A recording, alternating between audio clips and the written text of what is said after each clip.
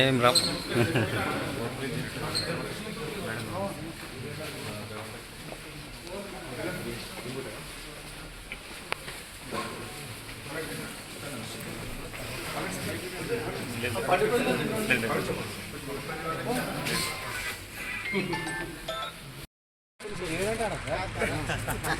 ఎందుకంటే పోలీసుల వద్దు బయట బయట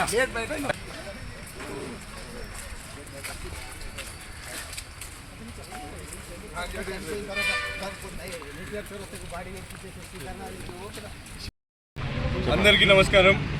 ఇక్కడ ఉన్న వికారాబాద్ జిల్లా టీఆర్ఎస్ పార్టీ అధ్యక్షులు మెతుకు ఆనందన్న గారికి మరియు ఇక్కడ విచ్చేసిన మాజీ జెడ్పీ వైస్ చైర్మన్ విజయన్న గారికి, అదేవిధంగా కోట్పల్లి, వికారాబాద్, తాండూర్ నుంచి విచ్చేసిన మాజీ ప్రజాప్రతినిధులకు, సీనియర్ నాయకులకు ప్రతి ఒక్కరికి కూడా పేరు పేరున నమస్కారం తెలియజేస్తూ ఉన్నాను.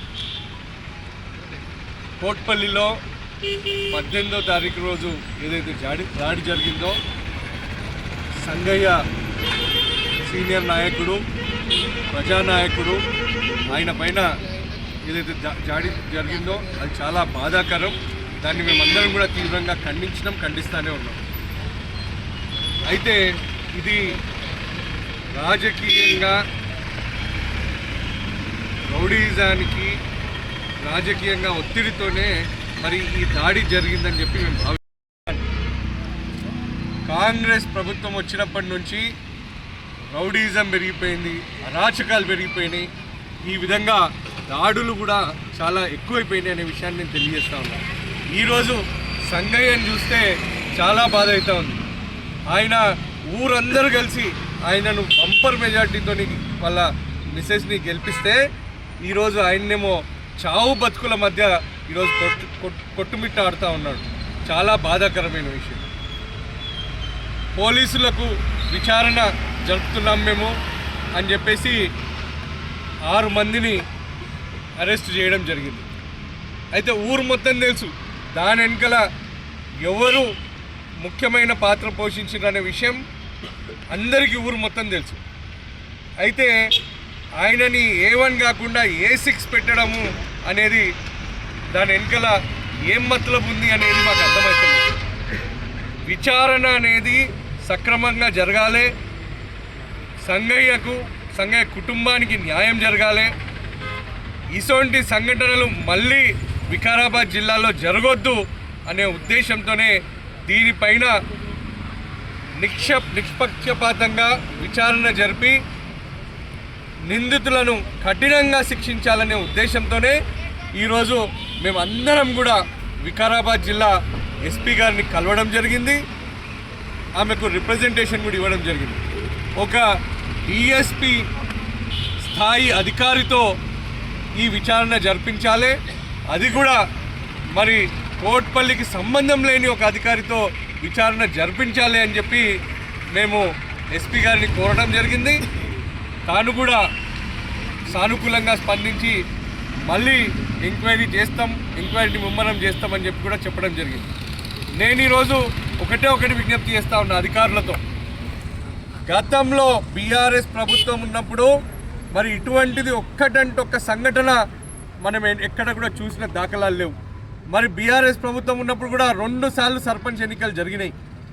ఏ రోజు కూడా ఇటువంటి ఒక్క సంఘటన కూడా జరిగిన దాఖలాలు లేవు.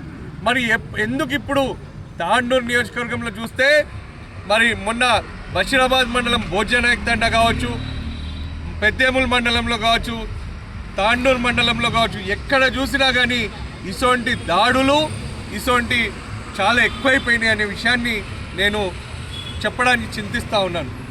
నేను కాంగ్రెస్ నాయకులతో ఒకటి తెలియజేస్తూ ఉన్నా. మీరు ప్రజల జోలికి కానీ, మా నాయకుల జోలికి కానీ, మా కార్యకర్తల జోలికి కానీ లా అండ్ ఆర్డర్ని మీరు డిస్టర్బ్ చేయాలన్నా, ఇక్కడ వికారాబాద్ జిల్లాలో ఉన్న పీస్ఫుల్ వాతావరణాన్ని మీరు డిస్టర్బ్ చేయాలనుకుంటే మేమెవ్వరం కూడా ఇక్కడ గమ్మున కూర్చునేటోళ్ళం లేం. తప్పకుండా తీవ్రమైన పరిణామాలను మీరు కూడా చూస్తారు. మాకు కొట్టడానికి రాదా, లేకపోతే మాకు బెదిరియడానికి రాదా, కానీ మేము అట్లా చేయం. బీఆర్ఎస్ పార్టీ ఒక క్రమశిక్షణ కలిగిన పార్టీ. మాకు ఇటువంటి చిల్లర విషయాలు మాకు నేర్పించలేదు. ఈరోజు రాష్ట్ర ముఖ్యమంత్రి ఏ విధంగా అయితే బిహేవ్ చేస్తున్నాడో అదే విధంగా ఈ కింది స్థాయి నాయకులు కూడా ఇదే విధంగా చేయడం అనేది చాలా బాధాకరం. ఎవరెవరైతే ఇప్పుడు విర్రవీగుతున్నారో నేను మీ అందరికీ హెచ్చరిస్తూ ఉన్నాను, భవిష్యత్తులో మళ్ళీ వచ్చేది మా ప్రభుత్వమే. మీ లెక్కలన్నీ కూడా జమ చేస్తాం. తప్పకుండా మేము అధికారంలోకి వచ్చినాక మీ సంగతి చెప్తాం. ఇటువంటి చేస్తే కనుక మీరు ప్రజలకు న్యాయం చేయండి, ప్రజలకు మీరు ఇచ్చిన హామీలు, మీరు ఇచ్చిన గ్యారంటీలు అమలు చేయండి, ప్రాంతాన్ని అభివృద్ధి చేయండి. మేము దాన్ని స్వాగతిస్తాం, మేము మీ వెంబడి నిలబడతాం. అంతేగాని ఇటువంటి దౌర్జన్యాలు, ఇటువంటి రౌడీజము, ఇటువంటి బెదిరింపులు చేస్తే ఊరుకునేది లేదు అని చెప్పి నేను హెచ్చరిస్తూ, నేను అదేవిధంగా ఇప్పుడున్న స్థానిక ఎమ్మెల్యే తాండూరు ఎమ్మెల్యే 18వ తారీఖు రోజు ఇన్సిడెంట్ అయితే 20వ తారీఖు రోజు సంగయ్య గారిని వెళ్ళి ఆయన పరామర్శించడం జరిగింది. అదే రోజు మధ్యాహ్నం ఈ కుట్రలో ముఖ్య పాత్ర పోషించిన బందయ్యను ఎంబడి పెట్టుకొని ఒక అయ్యప్ప స్వామి పూజకు పోయిండు, కోట్పల్లిలో తిరిగిండు. మరి ఎమ్మెల్యేకు అన్నీ తెలిసి కూడా మరి ఇటువంటి నిందితులను మరి ఏ విధంగా చేరదీస్తున్నాడు, దీన్ని బట్టే క్లియర్గా అర్థమవుతా ఉంది. ఈరోజు అధికార పార్టీ ఎమ్మెల్యే, అదేవిధంగా అధికార పార్టీ నాయకులది పూర్తి హస్తం దీంట్లో ఉందని చెప్పి మేమే కాదు, కోట్పల్లిలో ప్రతి ఒక్కరు కూడా ఇదే భావిస్తూ ఉన్నారు. అంతేకాదు ఆయన ఏదో ₹1,00,000 ఇచ్చి చేతులు దులుపుకున్నాడు. నిజంగానే ఈరోజు కాంగ్రెస్ పార్టీ బలపరిచిన బందయ్య, అదేవిధంగా వార్డు మెంబర్లు ఈ దుర్ఘటన చేయడంతోనే ఈరోజు సంగయ్య హాస్పిటల్లో పడ్డాడు. సంగయ్యకు అయ్యే పూర్తి ఖర్చు ఆయన ఎప్పటికైతే నయమవుతాడో అప్పటి వరకు మొత్తం ఖర్చు కాంగ్రెస్ మళ్ళీ నాయకులు భరిస్తారా, లేకపోతే ఎమ్మెల్యే భరిస్తాడా, ఎవరైతే చేయాల్సిందే అని చెప్పి నేను మిమ్మల్ని అందరినీ కూడా అడుగుతూ ఉన్నాను. అంతేకాకుండా మొన్న ఒక నాయకుడు వచ్చేసి మరి పరామర్శించడానికి వచ్చిండు. పరామర్శించి వచ్చిన నాయకుడిని నేను ఈరోజు అంటున్నా, ఇతర పార్టీ నుంచి వచ్చిండు. ఆయన వచ్చేసి ఆయన ఏదో ప్రెస్కి ప్లస్ ఏదో సోషల్ మీడియాలో వీడియోలు వదిలిండు. నేను అడుగుతున్నా, ఇదే బందయ్య ఆ రోజు కోట్పల్లిలో నీ బోటింగ్ ప్రాజెక్ట్ నడిపేనికే ఇదే బందయ్యని నువ్వు ఎంబడి పెట్టుకొని తిరగలేదా?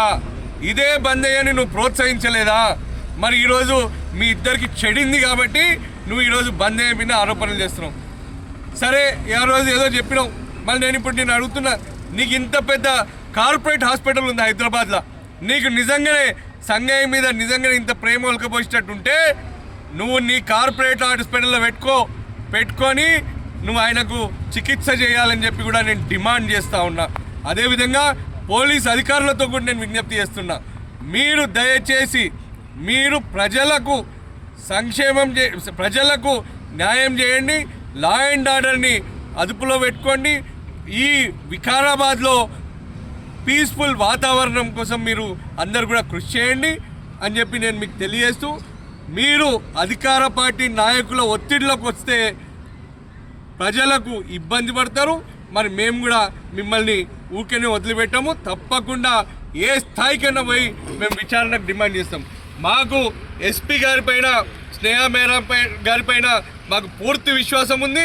తప్పకుండా తను న్యాయం చేస్తుంది, సంగయ్య కుటుంబానికి న్యాయం చేస్తుంది, వికారాబాద్ జిల్లాకు న్యాయం చేస్తుంది, వికారాబాద్ జిల్లాను శాంతి భద్రతల్లో అన్ని విధాలుగా బాగా చేస్తుంది అని చెప్పి నాకు నమ్మకం ఉంది అని చెప్పి మేము తెలియజేస్తూ, సంగయ్య కుటుంబానికి మేము తప్పకుండా అండగా ఉంటాం. సంగయ్యకు కూడా త్వరలో నయం కావాలని చెప్పి ఆ భగవంతుని ప్రార్థిస్తాం. మేము ఈరోజు సంగయ్య గారు చూసినట్టయితే సంగయ్య గారు ఒక ఇండిపెండెంట్ అభ్యర్థిగా పోటీ చేసిన వ్యక్తి. ఆయన గతంలో మాతో పనిచేసిన వ్యక్తి. ఆయన మంచితనము, ఆయన కుటుంబం మాతో పాటు ఉన్నారు కాబట్టి మేము ఈరోజు ఆయనకు మద్దతుగా నిల్చున్నాము. మా పార్టీలకు అతీతంగా మేము ఆయనకు సపోర్ట్ చేస్తాం. చెప్పండి. ఈరోజు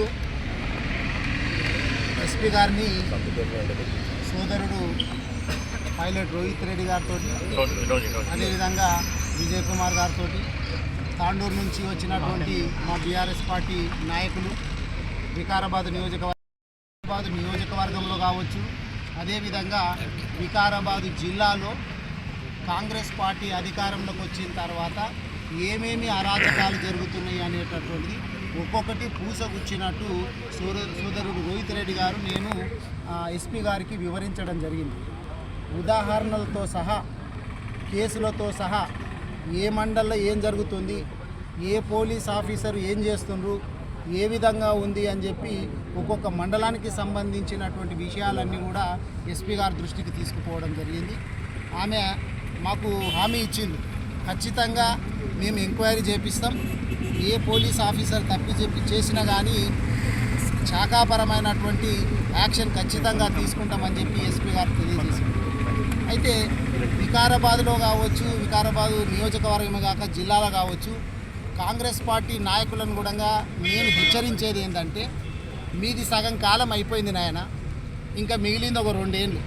2 ఏళ్ళల్లో ఎలక్షన్ల గురించి ఒక 6 నెలలో ఏడాదో పోతుంది. లాస్ట్ ఒక 1 ఇయర్ ఎలక్షన్ల మూడులోనే ఉంటాం. మీరు ఏమి తిప్పలవాట కానీ ఈ ఏడాది అద్దం వచ్చేది 100% మళ్ళీ మా గవర్నమెంట్. మీరు అత్యుత్సాహంకు పోయి ప్రతి ఊర్లో మా బీఆర్ఎస్ పార్టీ నాయకుల మీద, కార్యకర్తల మీద మీరు కేసులు పెట్టిచ్చేస్తే మీరు ఒక్కసారి గుర్తు తీసుకొచ్చుకోండి. 10 సంవత్సరాలు మా బీఆర్ఎస్ పార్టీ అధికారంలో ఉన్నప్పుడు, ఇక్కడ నేను 5 సంవత్సరాలు, రోహిత్ రెడ్డి గారు 5 సంవత్సరాలు ఎమ్మెల్యేలుగా ఉన్నప్పుడు కావచ్చు, ముఖ్యంగా మా వికారాబాద్ నియోజకవర్గానికి సంబంధించి చెప్తున్నా, నేను ఎవరి మీద నాకు కావాల్సుకొని కేసులు పెట్టించినమా, కేసుల లెక్క తీద్దాం.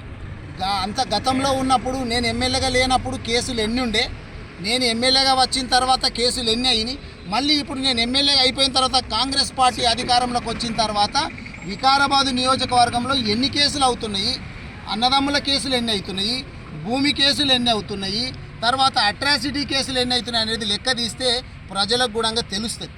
అదే కాకుండా వికారాబాద్ నియోజకవర్గంలో అక్కడక్కడ భూ కబ్జాలకు పాల్పడుతున్నారు అనేటటువంటి కూడా మా దగ్గర ఆధారాలు ఉన్నాయి. రాబోయేటటువంటి రోజుల లోపల ఖచ్చితమైనటువంటి సమయం చూసి ఆధారాలతో సహా మేము బయట పెడతాం. ఎవరెవరు నాయకులు చేస్తున్నారు, ఎవరెవరి హస్తం దాని వెనుకలే ఉంది, పెద్ద తలకాయలు ఎవరెవరు ఉన్నారు అనేది కూడా ఇప్పుడు ఇక్కడ శివారెడ్డిపేటకి సంబంధించినటువంటిది కూడా కబ్జాకు గురవుతున్నది అనేటటువంటిది మా దృష్టిలో ఉంది. మేము తొందర లోపల అక్కడ సందర్శిస్తాం. ఆ చెరువును, శివారెడ్డిపేటను చెరువును కూడా మేము సందర్శించి దాని వెనుక ఎవరెవరు ఉన్నారు అనేటటువంటిది కూడా ఆధారాలతో సహా బయట పెడతాం. మీరు గుర్తుపెట్టుకోవాల్సింది ఏంటంటే, మేము ఏ విధంగా అయితే ప్రశాంతమైనటువంటి వాతావరణం లోపల పాలించినమో మీరు కూడా ఆ విధంగా అన్నదమ్ములాగా కలిసి ఉండాలనేటటువంటి ఉద్దేశం చేత మీరు గుర్తుపెట్టుకోవాలి. లేదు, కాదు, కూడదు అంటే వచ్చేది మా గవర్నమెంటే. వచ్చిన తర్వాత ఏ కాంగ్రెస్ కార్యకర్త కానీ, ఏ కాంగ్రెస్ నాయకుడు కానీ కావలసుకొని మా నాయకుల మీద కేసులు పెట్టిస్తున్నారో మేమన్నీ కూడా గుర్తుపెట్టుకుంటాము, వడ్డీతో సహా మీకు చెల్లిస్తాము. కాంగ్రెస్ నాయకులారా గుర్తుపెట్టుకోవాలని చెప్పి తెలియజేస్తున్నాం. ఇంకా చివరిగా పోలీసు వాళ్ళు నేను అంతమంది పోలీసు వాళ్ళని అంటలేను, ఎందుకంటే మా ఫ్యామిలీలో కూడా పోలీసు ఉద్యోగంలో పనిచేసినటువంటి వాళ్ళు ఉన్నారు. పోలీసు దాంట్లో కూడా నిజాయితీగా పనిచేసేటటువంటి వాళ్ళు చాలామంది ఉన్నారు, నేను ఒప్పుకుంటా. కానీ కొందరు మాత్రము కాంగ్రెస్ కార్యకర్తలాగా, కాంగ్రెస్ నాయకుల్లాగా వ్యవహరిస్తున్నారు. వాళ్ళకి ఇక కాంగ్రెస్ కండువా ఒక్కటే తక్కువ ఉన్నది. వాళ్లకు నేను చెప్పేది ఏంటంటే, రాబోయేది బీఆర్ఎస్ గవర్నమెంటు. మేము పింక్ డైరీ మంచిగా మెయింటైన్ చేస్తున్నాం. ఏ పోలీస్ ఆఫీసరు ఏ విధంగా వ్యవహరిస్తున్నాడు, ఏ కేసు విషయంలో ఎట్లా చేసిండు, ఏ మండల్లో ఏం చేస్తున్నారు అనేటటువంటిది మొత్తం రాసి పెడుతున్నాము. మీరు అనుకుంటుండొచ్చు, వీళ్ళు అధికారంలోకి రాగానే మేము ఇక్కడ ఉంటామా, మళ్ళీ ఎక్కడనో ట్రాన్స్ఫర్ అయిపోతాం కదా అనేటటువంటి భ్రమలో మీరు ఉన్నారేమో. మీరు పనిచేసేది తెలంగాణ రాష్ట్రంలోనే. పోలీసులారా గుర్తుపెట్టుకోండి, మీరు మహారాష్ట్రకో, కర్ణాటకో, ఆంధ్రప్రదేశ్కో పోయి పనిచేయరు. తెలంగాణ రాష్ట్రంలో ఎక్కడున్నా కానీ మిమ్మల్ని రప్పించే బాధ్యత మేమే తీసుకుంటాము. మీరు ఇంకొకటి కూడా అనుకుంటుండొచ్చు, మా సర్వీస్ దగ్గరకు వచ్చింది, మేము రిటైర్ అయిపోతామేమో, లేకపోతే మేము కేంద్ర సర్వీస్లోకి వెళ్ళిపోతామేమో. ఇటువంటివి ఉంటే మీరు ఏ పొక్కల దాగున్నా కానీ కాంగ్రెస్ కార్యకర్తలాగా పనిచేసేటటువంటి పోలీసులందరికీ నేను హెచ్చరిస్తా ఉన్నా, ఏడ దాగున్నా కానీ మిమ్మల్ని గుంజుకొచ్చే బాధ్యత మాది. దాన్ని వడ్డీతో సహా కాంగ్రెస్ కార్యకర్తలాగా వ్యవహరిస్తున్న పోలీసులతో పాటు అత్యుత్సాహంతో మా పార్టీ నాయకుల మీద కేసులు పెట్టిస్తున్నటువంటి కాంగ్రెస్ నాయకులకు కూడా రాబోయేటటువంటి రోజుల లోపల చుక్కలు చూపించే బాధ్యత మేము తీసుకుంటామని చెప్పి తెలియజేస్తాము.